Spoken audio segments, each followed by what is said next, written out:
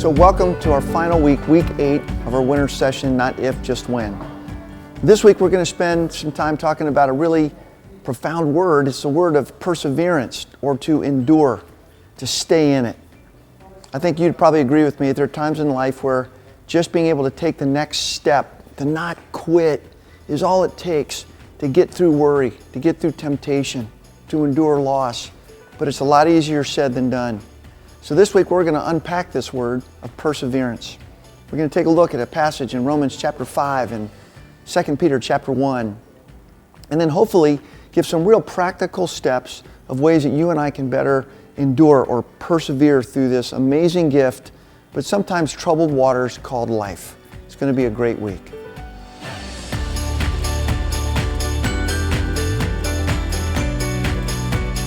Hey, listen, we're going to have a great night tonight. We're going to review a little bit, and we're going to talk about a whole nother dimension that we wanted to talk about. But I want to welcome anybody that's new, and we got a whole table full of young men back there that we're grateful that you guys are here. Let's give them a round of applause back there. Some guys checking it out. These guys are all finishing up high school or in high school. It's great to have you.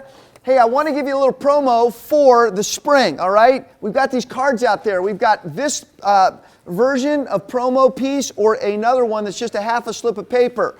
Let me explain this to you, though. When we sent it to the printer got all the words on here, but they ran some of them together.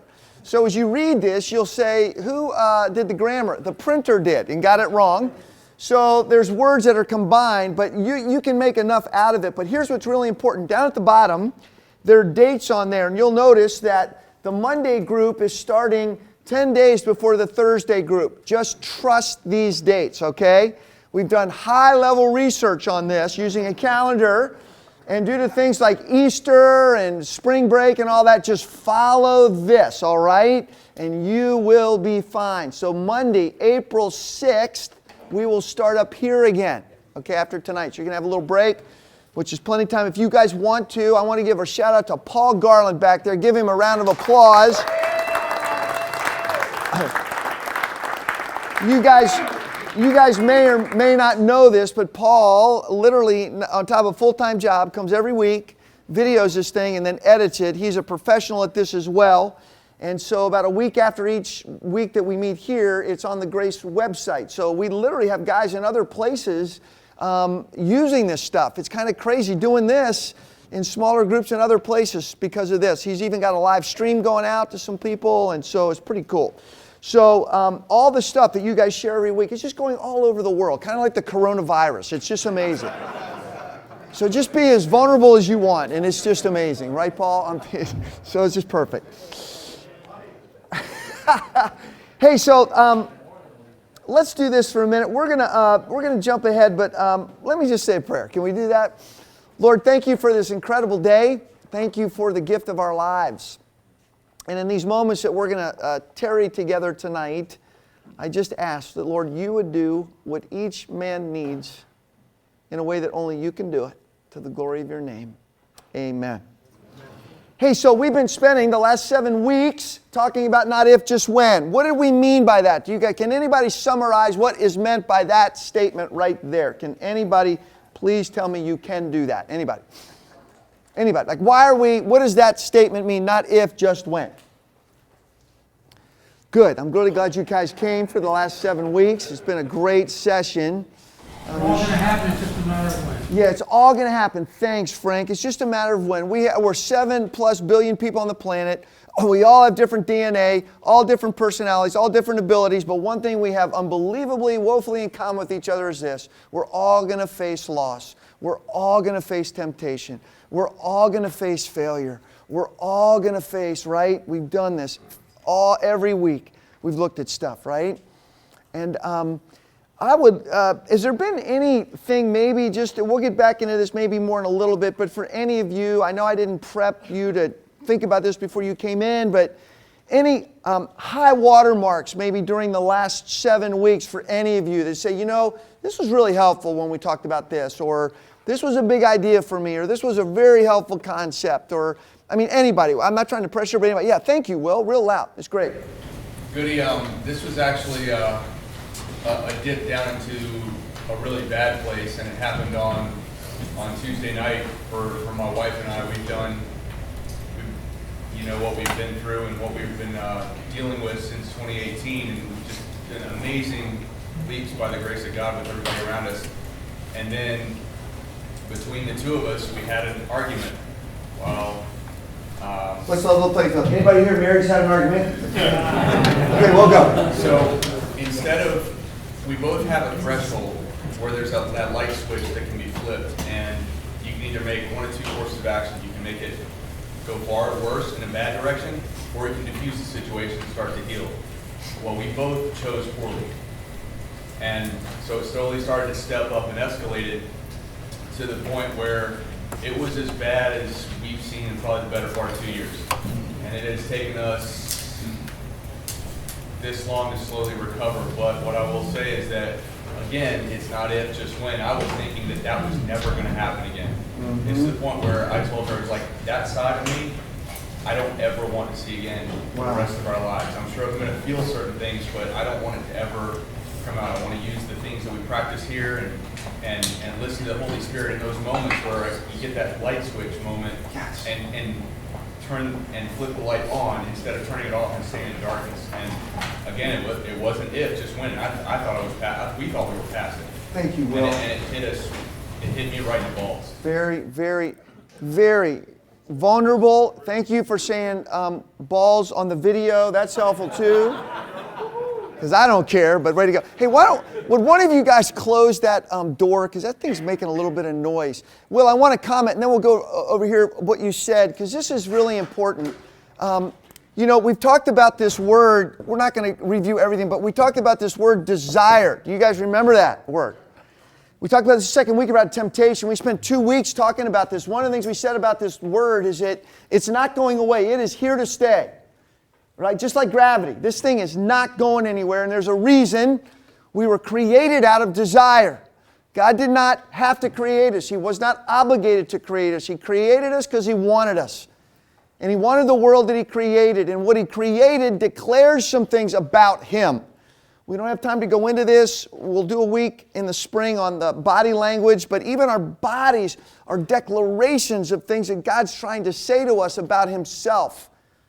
But this word is really powerful. And Will, I think one of the ways that you illustrated this is for you and your bride is that desire rose up in this conversation. And so then you have to say, do we desire to get to a better place, or do I desire to win? Win. You can say it a million different ways, right? And so it's not about desire. It's here to stay. The problem with desire is which direction is it going to go? One's going to give life, the other's going to create chaos, but make no mistake, it is here to stay. So one of the things we've been trying to talk about is what is it about us that we could begin to want the right way? And I think one of the things Will is saying is we get more clarity. I was thinking about this. I think many of us, we have a lot of clarity in life and things that we want to do and accomplish. I don't know that we have as much clarity on the kind of people we actually want to be. That you actually want to be. Let me put it another way. How many of you have written down anywhere on a piece of paper the kind of man you want to be remembered as being when you die? It is on paper. Yeah. I'm just saying, here's my point. This is a good point. Like, if not, somebody challenged me 42 years ago. I've tried to give this to you guys at different points in time. To think about not just the life I'm kind of doing day to day, because I promise you, life moves at a fast pace for all of us. You'll find a million reasons not to do this. Most people think way more about their 401k plans than they do the kind of person they want to be when they're 80, if they get to live that long.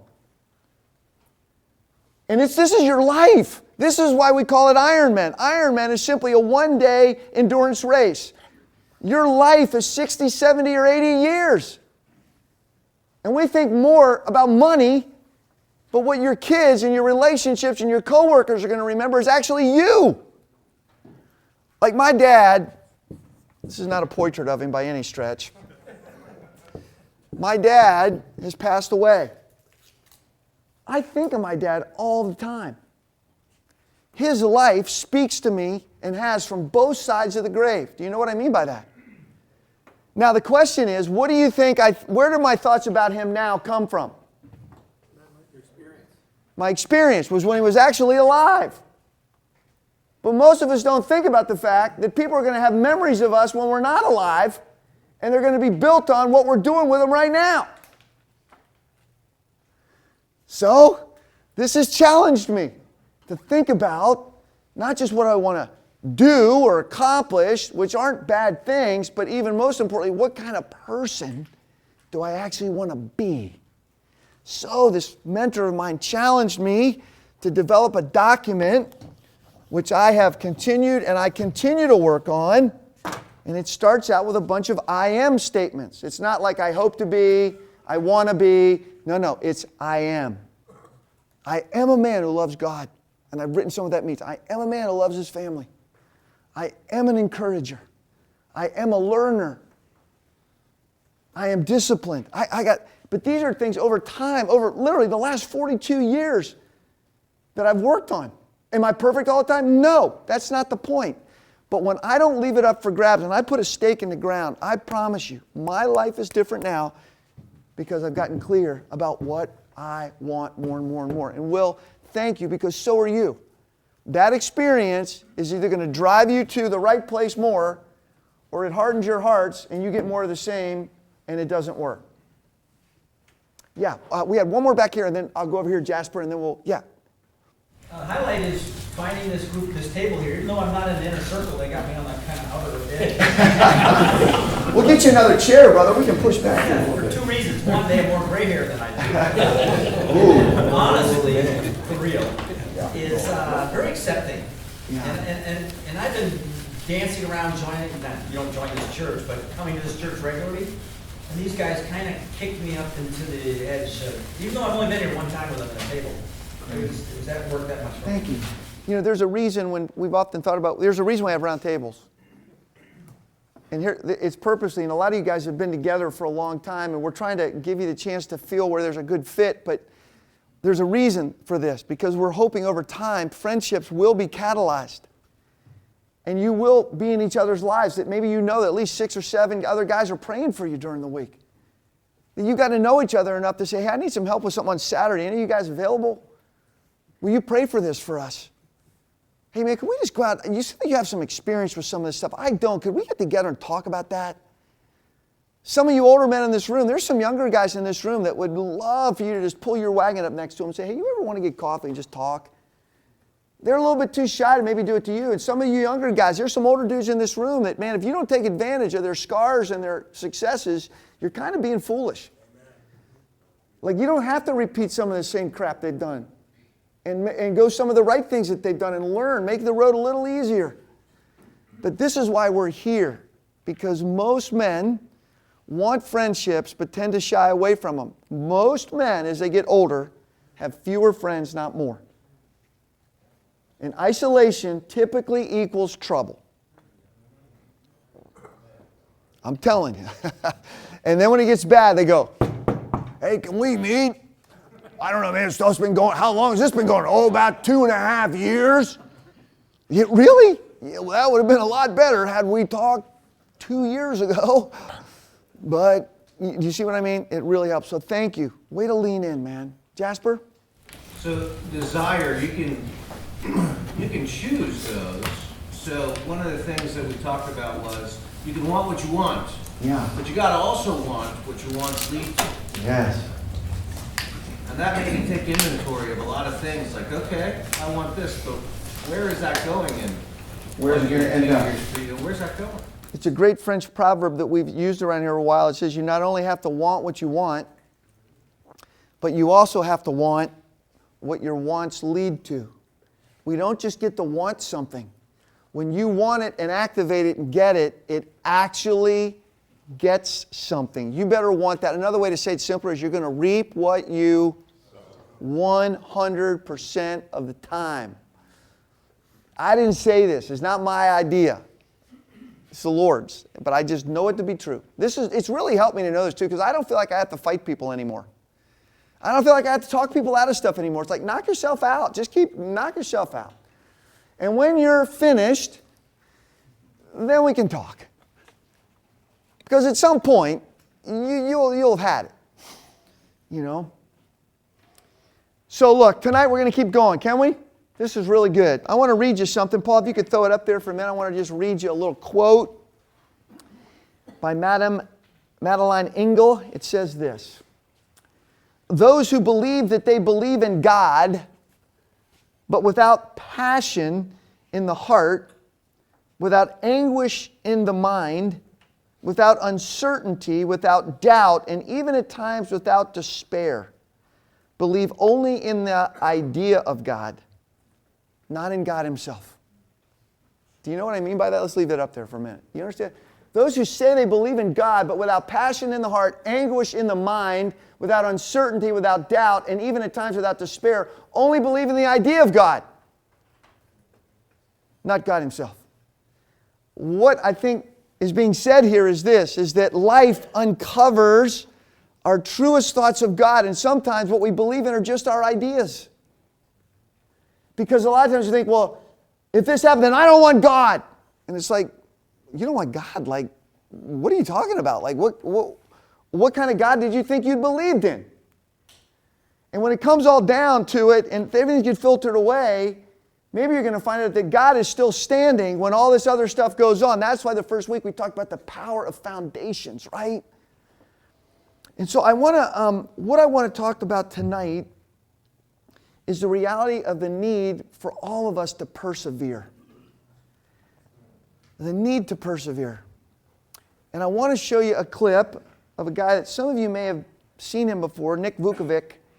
And I want to just show you the clip, and it'll be pretty obvious.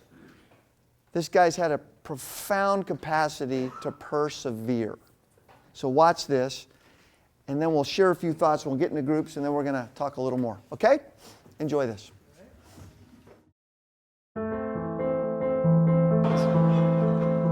The first thing I want you to take away from today is this: you will have good days and you'll have bad days, but you will always learn something more or something new, and you will learn more overall on bad days than good days.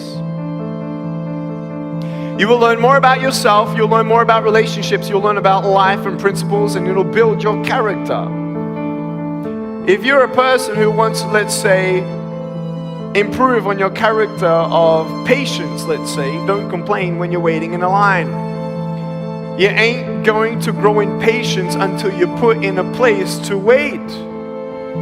It's like you go into a gym and you walk in through the front doors and you tell your wife or your husband, I'm going to the gym. You go into the gym and you come in 3 feet and you do a U-turn and you ride out, I went to the gym.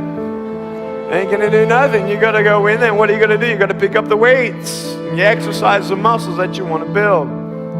I stand before you without arms and legs, but a very strong man because of the bad days in my life. You know how it is.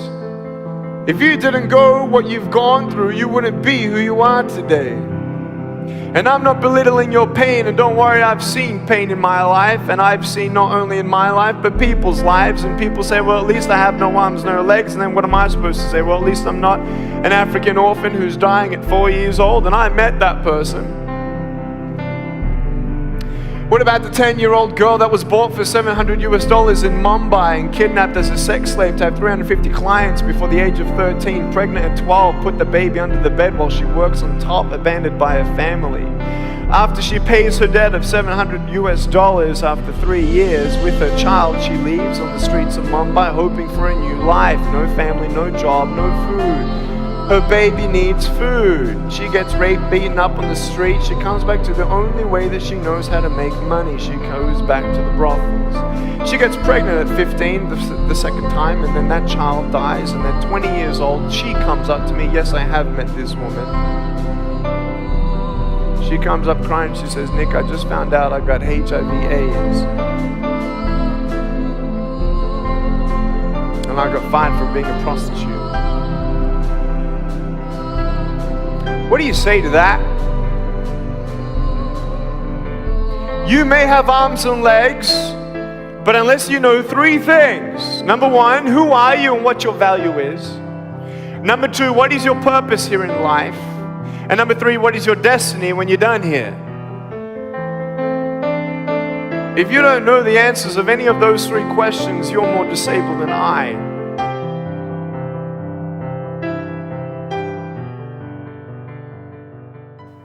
What are you thinking right now? Thoughts? My day wasn't so bad. Your day not so bad. Yeah. Gary? Hard to complain. Hard to complain.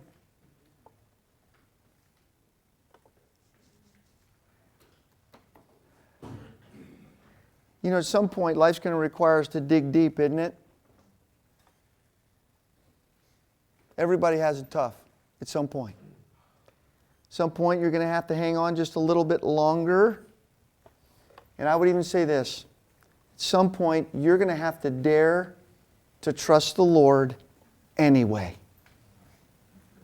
Say that one more time.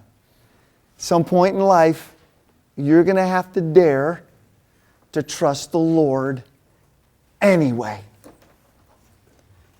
Even when you might think in your own little mind, my concept of God, my constructs, it doesn't fit, where else are you going to go? You know, in John chapter 6, Jesus asked his disciples this. He literally started talking about eating his body and drinking his blood, which was another way to talk about literally taking in the reality of his life on a cross and taking in all that meant to consume him. They were getting used to this thought, but it sounded pretty, it was pretty intense language. And people started to leave. And Jesus literally looked at his disciples and says, well, why don't you leave too? And they said, where else are we going to go? Only you have the words of eternal life.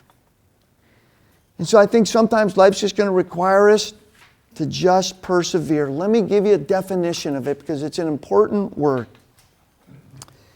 And it means simply this, to persist in a state or an enterprise. To persist in an undertaking in spite, get this, of counter influences or opposition or discouragement. It means taking one more step. Not 10 more, just I'm going to take one more. Because the option of quitting is what? Giving up. But again, you got to want what you want because there's consequences to that. My son-in-law, my second son-in-law, Ryan, he was here this weekend, a lot like Will. He's in the Army, he's a special forces guy, and he's a major. And it was really interesting when he was in training and he got done. I said, hey, Ryan, did you ever want to quit? He goes, oh my gosh, like every day. Like every day we'd say, hey, we're all going to quit, right? And I go, yeah, we're going to quit. When are we going to quit? Tomorrow. I mean, literally, they had this discussion. The end of the day, okay, tomorrow. For sure, we're quitting. When are we going to do? Tomorrow's the day. So they get through the day. Next day, we quitting. Totally, we're quitting. Tomorrow. Tomorrow. Until eventually, they made it. They went through it. But they went through it together. It wasn't just, even each man had to live his own journey. It was others along the way. This is why we're here. This is a group effort, right? I'm telling you, I'm standing here today, not because I had so much faith at times, but because there were some people around me that attached their faith rope to me and pulled me and wouldn't let me quit. Who reminded me by showing up that they were praying for my kids when I thought one of them was going to die. They would not let me. I know right now, if my marriage got to the point where I thought I was going to leave, I really imagine this in my mind's eye that one day I'd walk out my front door, and I mean this seriously, there'd be 10 guys standing on my front porch going, where do you think you're going? And I mean that seriously. And I could give you names. And it makes me stay the course. So, you know, the synonyms for perseverance would be steadfastness or endure. You hear this. 1 Corinthians 15:58 says this. Be steadfast. This is great. Immovable. Always what? abounding in the work of the Lord, knowing that in the Lord your labor is not in vain. Sometimes persevering, it isn't sexy, it doesn't feel good, nothing's changing. But if you don't get in some way from here where you are to where you need to be, and this is the land of perseverance, you're going to miss God. You're going to miss the kind of person that you really, I think, want to be. And you may miss what life's going to require of you way up here. Because you don't know. You don't know. Now, for your time around your tables, consider this question. Has there ever been a time in your life where you felt just like caving in? Just getting off the faith train? The question is, did you? And if you did not, why didn't you? What kept you in the game?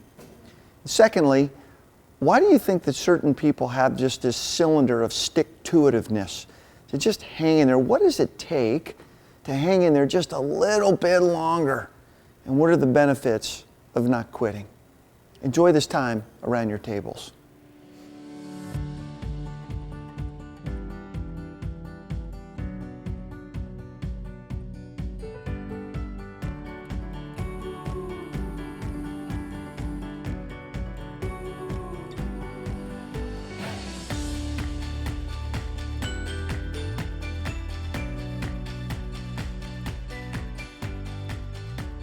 Hey, let's re-enter together if we can.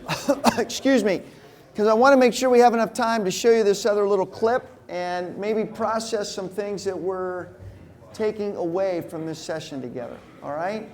Paul, that's a little hot. That might need to go down just a tad. Thank you. So I'd love to just spend a minute, though, just talking about if any of you, if there really was a time in your life where you just felt like quitting. You know, or just maybe throwing in the faith towel. Maybe you say, well, I kind of did for a little bit, but then I picked it up again. But I would just say that's part of your journey. I don't know if you ever really threw it in.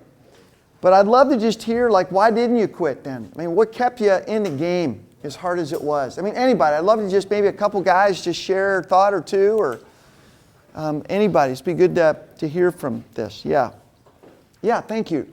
So we were talking about Colossians 3:2. Do it loud, Liam, so they can hear you. We were talking about Colossians 3:2, which says, set your mind on things above, not earthly things. So if you think of when you're in the midst of a struggle, set your mind on the promises that God has given you, on the desires He's fostered in your heart. And that's going to give you the hope that you need to persevere through the situation. Yeah, I think one of the things I'm hearing you say is you got to go higher.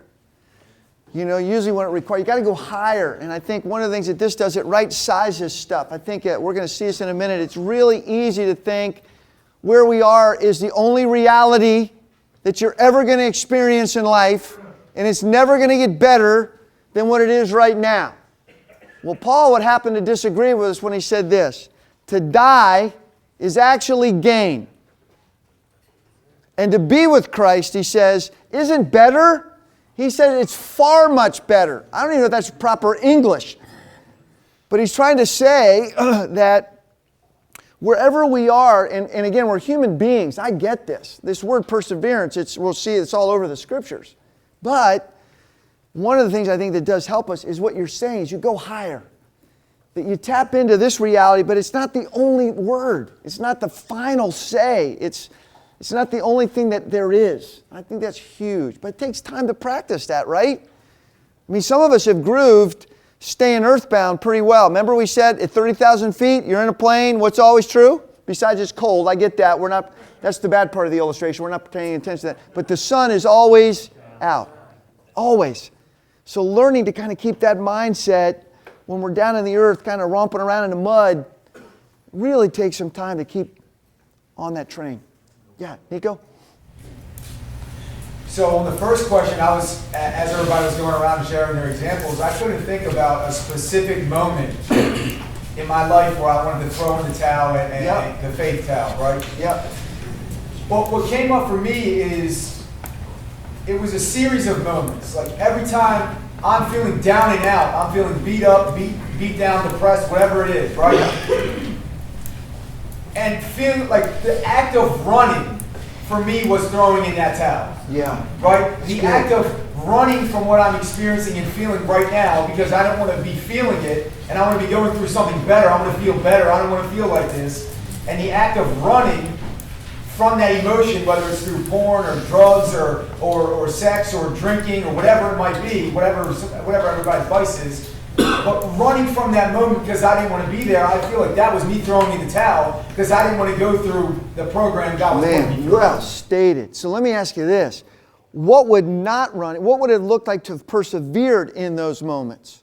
What would that have looked like? Well, recently I'm getting to that place. And for me, it's when I'm in that really, really dark place where I'm feeling it. Everything is swirling. I'm in it. Yeah. The anger, the depression, the fear, the anxiety, all of that sometimes at the same time. I have to, like, for me, it's been meditation and prayer. Like, for me, I see meditation and prayer as the same thing, right? Yep. But sitting with that emotion and learning to understand it and learning to be with it. And the more reps I put in sitting with it and not running from it, the more I'm understanding it and the more I'm seeing what God is doing with that emotion in my life. Because now I'm able to relate to others in the same state. So what you've dared to do is face a reality that Jesus said, everything you do up here to cope with what's going on in here can be destructive or constructive. And when you actually are willing to look at the parts of this that maybe have a crack or a hole or a gap in it, that there's actually someone, we said last week, who actually wants to guide us, and He's called the what? The Spirit, who is our guide, who actually wants to help you go to those places to liberate. This is something we have to understand. The word salvation does not just mean go to heaven. It has been so truncated. The word literally means to liberate or to deliver. It means health, wholeness, and security, to bring back shalom, that nothing's missing, nothing's broken. And you're going to be afraid to go there because a lot of times you've never gone there. And even as grown men. So what we end up doing, we stay like little boys emotionally and we act out up here when what it really takes is the courage to grow up here because there's someone whose name actually is Jesus who came as the Savior, the liberator, the deliverer to heal. And you begin to realize if you face and you turn and face this stuff, it's not the big boogeyman that you thought it was sometimes. Right? And you have the capacity to move. That's huge. You know what's wild as a final little point on it? I would say the most remarkable moments in my walk with Christ have been when I've gone deeper. It's not when I was above the surface and when I was, a ray of sunshine walking around. It was when I was in my lowest point and I went into it. That's where I found God the most. So why is that? We always say that. Like, how many of you want to grow in the Lord? I want to grow. Okay, how many of you need to know you're going to get your butt kicked to do it? I don't want to grow. Can you take a pill? Can you get a class? Can you do something? Because this is, and what we find out is He's there. Yea, though I walk through the valley of the shadow of death, I will fear no evil, for Thou art what? With me. Even when you don't feel it, you stay the course because God is faithful. His word is true. And sometimes He shows up in the face of a brother. Or you read a word. Or you sense something in you goes, it's going to be okay. You don't see it, but you can trust me. It's huge, Nico. Thank you. Man, maybe somebody else. Well, maybe one more. Yeah, thank you, Marcus. God has an amazing way of... Real loud, brother. God has an amazing way of making you check His win-loss record. God has an amazing way of making you check His win-loss record. Yeah. When I moved into the house that we're at right now, my wife and I, we exhausted every resource just to get into the house. People said we wouldn't be able to afford the neighborhood we were in. But God showed them that we're lie about that. And once we got into the house and we exhausted all our resources financially, then the bills start coming in. It's funny how that happens. Yeah. And the house has 2 air conditioning units, 2 furnaces, one on the bottom and one on the top. And bills just started rolling in. to the point where it was like, okay, God, you gave this to me. Like, I'm done with this. Like, I can't afford to stay here. We're in here. But what's the sense of being in here if I can't stay here? And there was a commercial on TV where the guy says, this is my money and I want it now. This is my money and I want it now. Yeah. When you have large cash settlements and, and they do all this stuff. So my 2-year-old daughter, Zion, she walks over to the window of the house. We're inside. I'm sitting in the bedroom. And she yells out of the window, "It's my money and I want it now." So my wife is laughing, and I'm turning and I'm looking at her, and she says it again, "It's my money and I want it now." And like, God's like, do you not hear me speaking? And I'm like, I'm done with this. The next day, come into the house, I go to the mailbox. There is a check from the city of Baltimore. I look at it, I'm like, it must be another bill. I open it up. It was more than enough money to cover all the bills that we had owed and to get us caught back up so that we're still there 8 years now.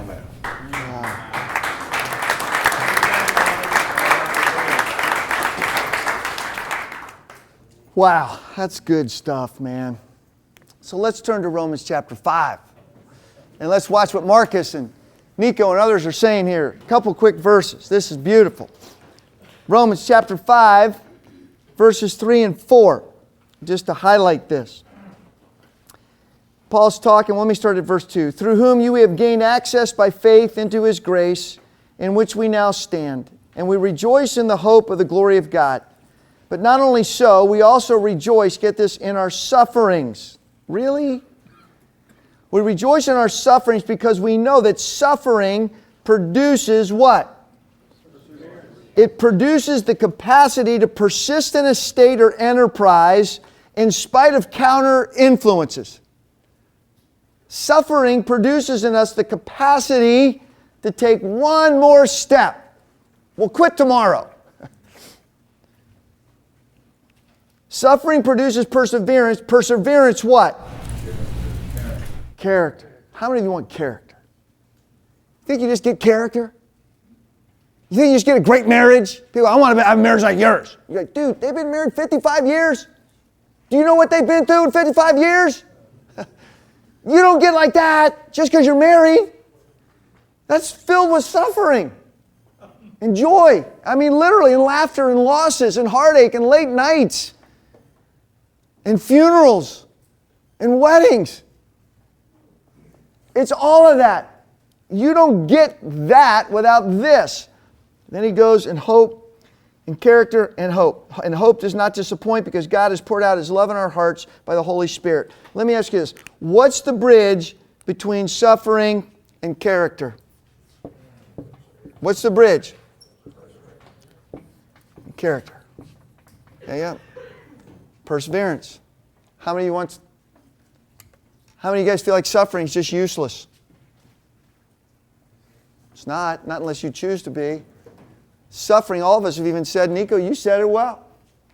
Sometimes the hardest times produce the thing that we need the most, and you only get there if you say, tomorrow I'll quit. Not today.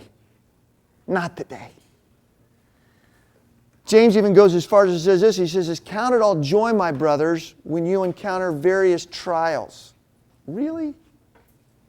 Count it all joy when you encounter. And, well, we'll get there in a minute. I don't want to spoil that right now. We'll get there in a minute. Okay, let's look at 2 Peter real quick. We're going to build one more bridge. 2 Peter here, chapter 1. We see one more bridge. This is great. 2 Peter chapter 1. Really good. 2 Peter chapter 1, verse 6. Let's do 5. For this very reason, Peter says, make every effort to add to your faith, what? Goodness. And to goodness, knowledge. And to knowledge, self-control. And to self-control, what? And to perseverance, what? Okay, what's the bridge here? We have self-control leads to what? What's he say there? No? Well, godliness, right?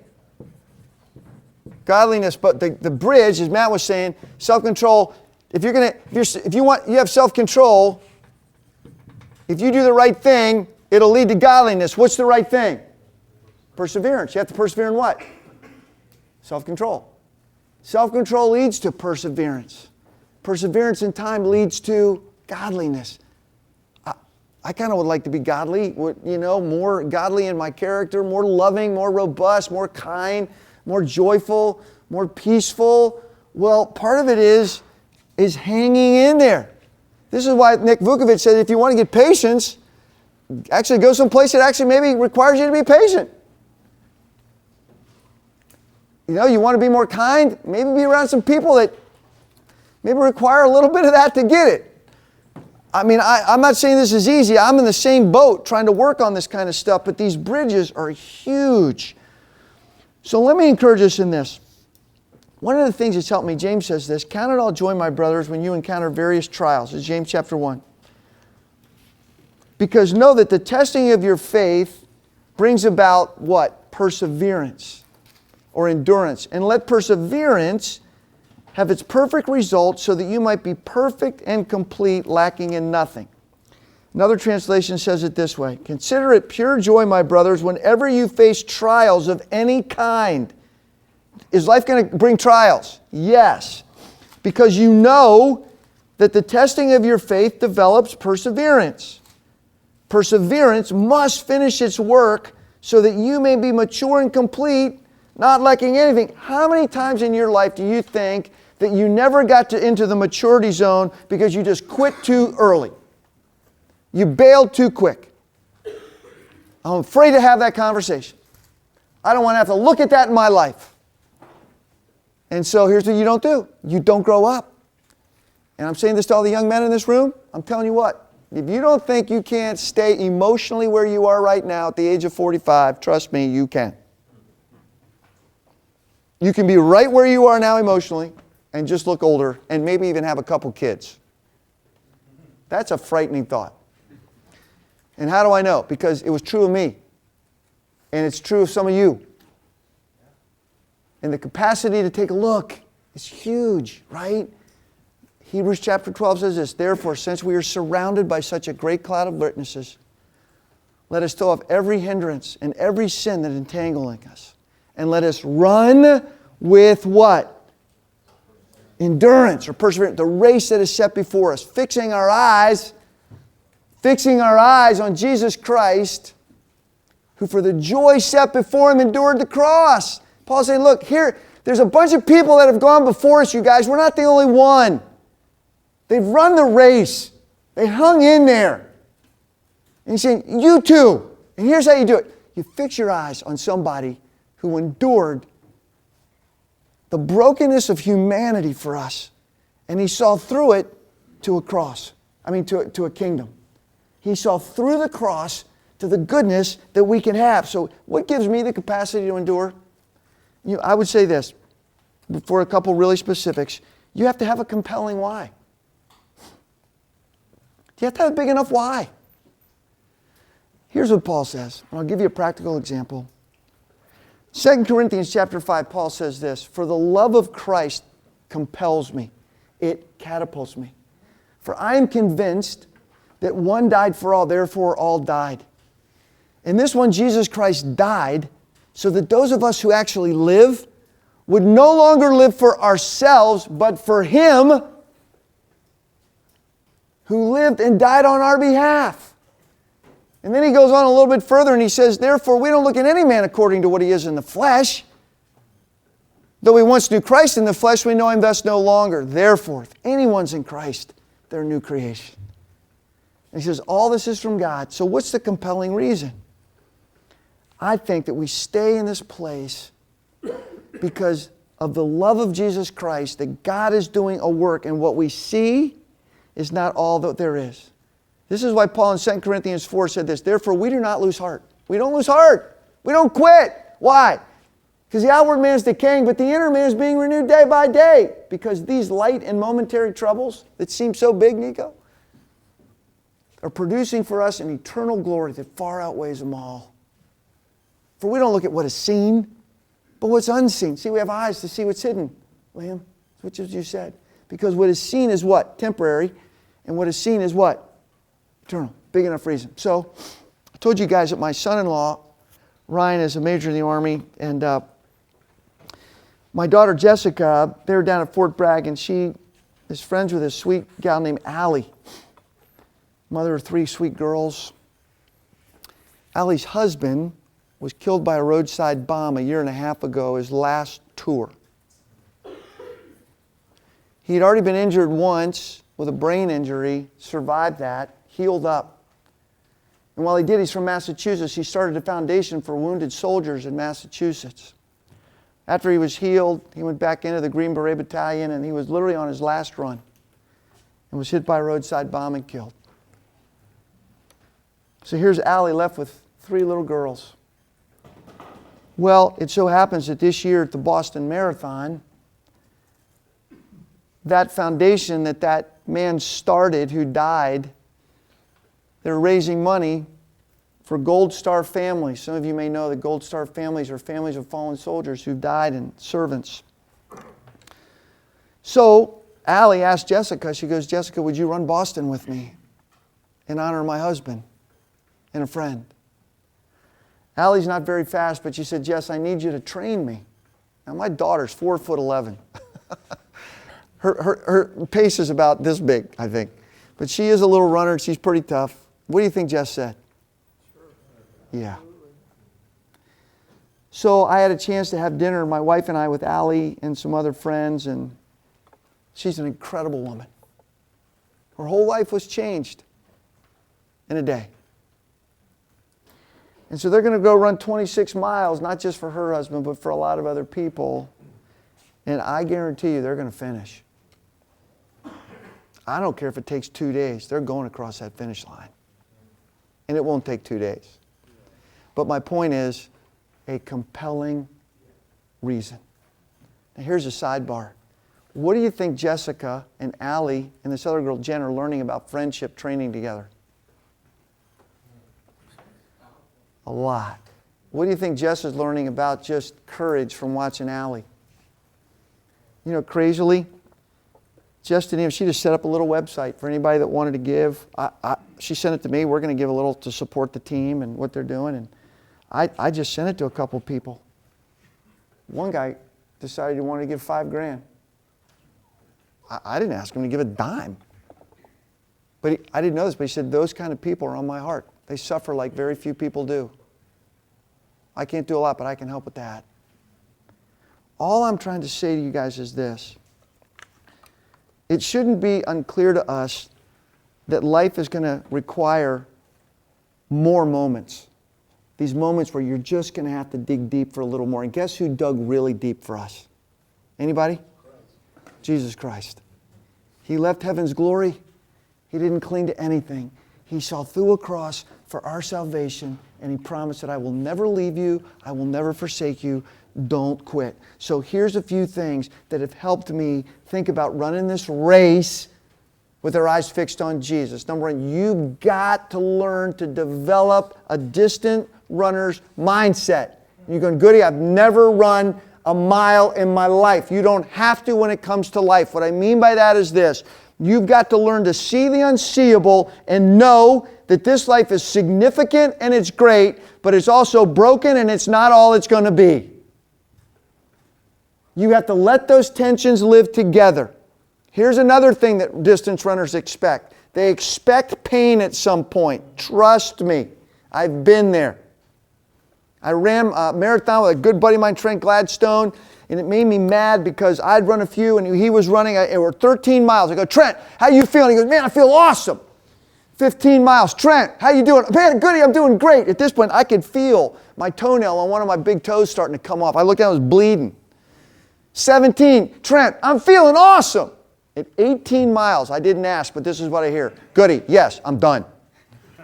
I go, what just happened? He goes, I hit the wall, I think. Like, I got nothing left. And we coached each other, and we moved through it. You got to expect pain. Nothing weird. It's life. Here's another one. You got to adjust your attitude. You got to self-coach here a little bit. Don't act like you're the only one. Don't act like something weird's happening to you, that you're the only one that's getting your ass kicked, or for whom it's hard a little bit, because it's just not true. But here's what I know. It's also true that Jesus Christ is with us every step of the way. And here's the last little tidbit I'll give you. You got to train for it. How do you train for perseverance? You do it every day. See this book? You attend to this thing with this book. Maybe it's a thought in the morning. Maybe it's a word. Maybe it's music. I hope it's a combination of all of that. But I'm telling you, if you're going to show up when life requires it, you're not going to show up if you don't train. Do you guys believe me or not? Okay, well, here's what I'll tell you what you'll really know. Is what are your habits? That's a whole other session we're going to review, but how many of us in the room would be happy with some of the guys in the room seeing our habits? That's a scary thought, isn't it? Like, you do what every day? Yeah. No, I mean this in a good way. Like, you and I are a sum of our habits. And I think beginning to build some good habits into our life is huge in where we can end up. So I'm just saying, little by little, by little, by little, by little adds up, doesn't it? All of a sudden it's a pretty big thing. Then when life gets a little tougher and it actually requires something to you, when you're feeling beat up and beat down and wondering if you can do it, you actually feel close enough to the Lord. You're walking with some brothers. You don't know, but you can just take one more step, man. Just one more step. One more step. Just today. I just got to do today. And you make it. Because He who is in us is greater than he who is in the world. This is good news, isn't it? I want to show you this clip. You guys will recognize it. Paul, why don't we run this? I just thought this is great when it comes to legacy and leaving a mark and some of the things that we'll talk about. I think this will just encourage and inspire you. It sure did me. So just watch this and just see the impact of someone's life that had a public persona, but their greatest impact was not that. It was something else that was deeper in their soul. So let's watch this.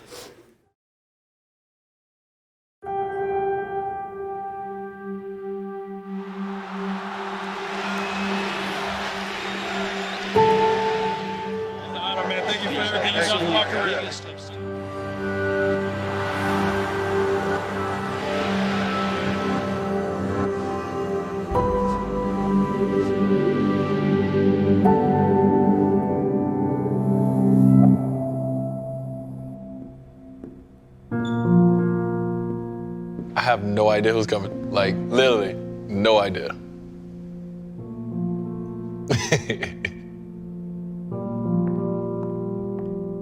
Hello. Hi, Dwayne. Hello. Hello. How you doing, brother? Pretty good, and yourself? It's been about 12 years since I last seen you. I come from an area where not too many people make it. It was always my dream that I'd get the chance to go to college, but we just didn't have the money. You mean so much to us, and my brother Joaquin loved you from the beginning. He passed away in Parkland on February 14th. He was one of the 17 victims. 10 days before Christmas, our house burned down and we lost everything. It was one of the lowest points in my life.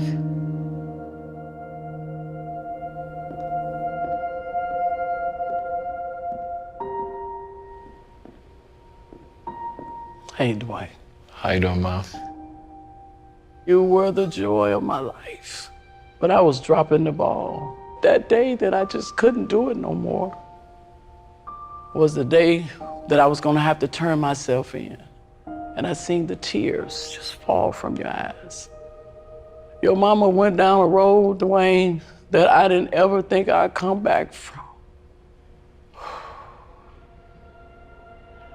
But on that road, I noticed you kept showing up, and you'll come and see about me. And Dwayne, because you believe in me. When I got out of prison, I was a different woman. We received a phone call. Would you mind if Dwayne Wade take you and the family on a shopping spree? It just meant the world to me that you were there for us at this time. And Thank you. you became our hero. A lot of the words that you said hit a spark and kind of changed where I was going. Without you and your full tuition scholarship, none of this would have been possible.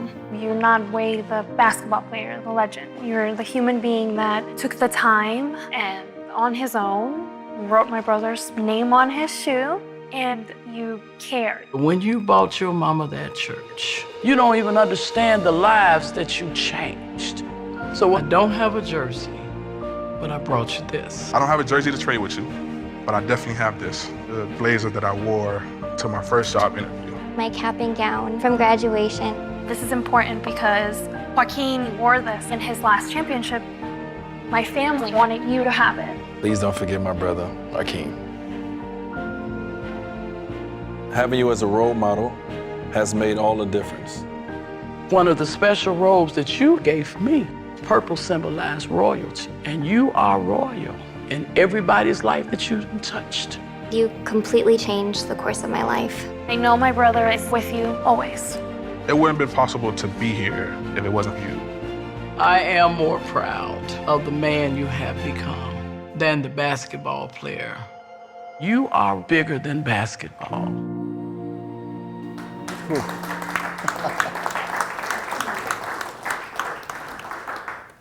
I don't know all of Dwayne Wade's story, but you don't just get like that by accident.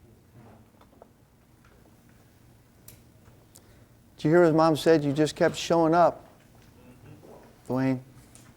That's called perseverance. That's seeing a reason to keep going in a direction. Compelling reasons to help people who need help. Could he have quit? Sure. Let somebody else. Why? I've been blessed. Guys, you know how blessed we are in this room? There's not a man in here that doesn't have something to offer. Somebody. Just one. You don't have to save the world. I mean, every man even in this room and Thursday mornings got serious about one other person. It would increase your capacity to persevere. Truly. So, here's what I'm going to say to you. You can't quit. You know why? Somebody needs you, man.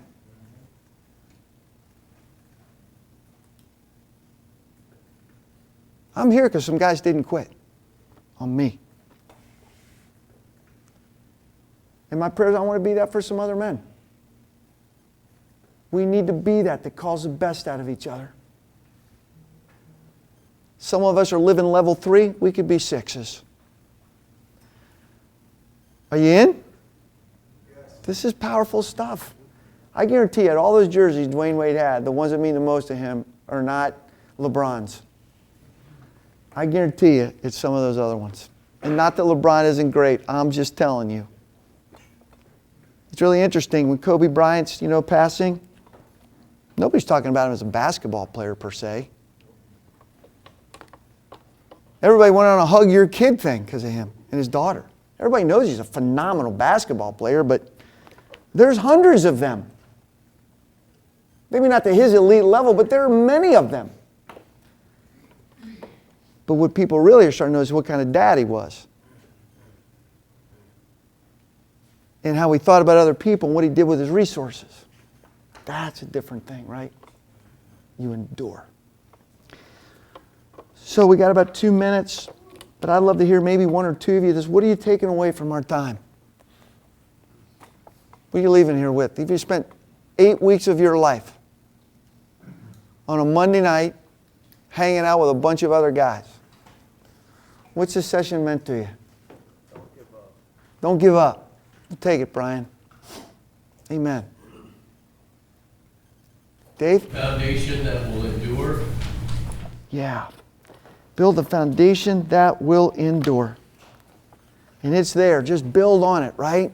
It's there. Goody, that for every single one of these, not if, just when, words that's on this card, Yeah. for every single one of these, God has an answer. God has an answer. He has an answer if we'll look to God, right? Amen. Frank? Only two things matter, a life lived and a legacy left. Two things matter, a life lived and a legacy left. Kermit just gave a great little bookmark. You guys need to get one before you leave out there that deals exactly with that. A great quote. And I invite you to take one. It's a gift from him to all of us. It's right along what Frank just said. Yeah, brother.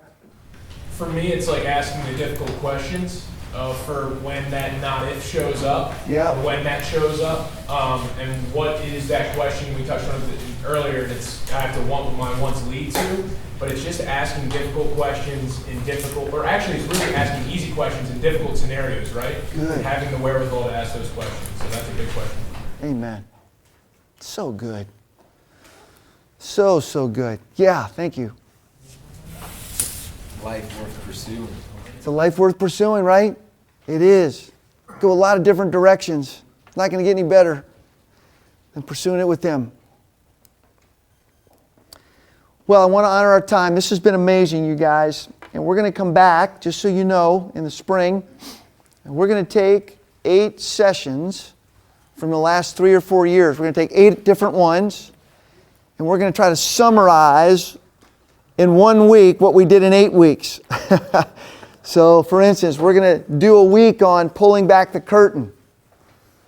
We're going to do a week on body language. We spent a session on these, but we're going to bring the high points and we're going to replay, because sometimes relearning, rehearing, reboots, and then you go a little deeper. And so we're going to do a little instant replay. So take one of those cards if you want, or another little sheet next to it. They're the same. The card is a little classier. The sheet actually doesn't have words that run together, but you can still read the card. Here's the good news for tonight. We're going to stand and do our verse. It's going to be our amen and thank you to the Lord. And we do not need to knock anything down. Leave it all up, because we're going to do it all over again Thursday morning. So this is good, okay? Isaiah 41:10. This is something to keep going over. Help you go higher. So do not fear, for I am with you. Do not be dismayed, for I am your God. I will strengthen you, and I will help you. I will uphold you with my righteous right hand. Amen. Way to go, fellas. So this spring, starting in April, we're going to have a wonderful 8-week session that we're calling Instant Replay. We're going to spend some time replaying some of the favorites that we've had here in Ironman over the last 3 years. We think it's going to be a tremendous session where each of the different weeks will summarize one of the different sessions that we had, and we think it's going to be very, very significant for all of us. I don't know who said it once, but someone said that you need to hear something 3 or 4 times before it really begins to stick. I know for me personally, I think it's even more than that. So I hope you'll come back. Check out the website at www.gfc.org/men for the exact dates of when we're going to start meeting. I hope you'll consider being a part of it.